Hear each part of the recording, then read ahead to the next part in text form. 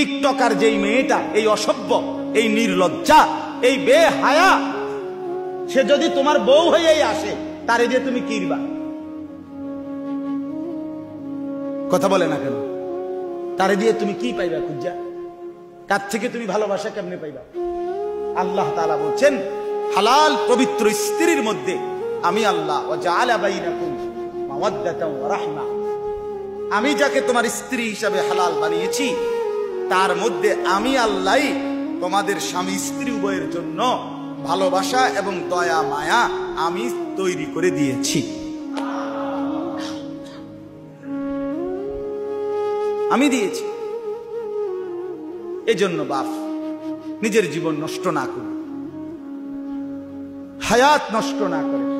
ছেলেরা অনুরোধ করছি ভাইয়া, অনেক ছেলে মাশাআল্লাহ এই প্রচন্ড গরমের ভিতরেও আপনারা আসছেন, আল্লাহর ঘর মসজিদে মহব্বতে বসছেন।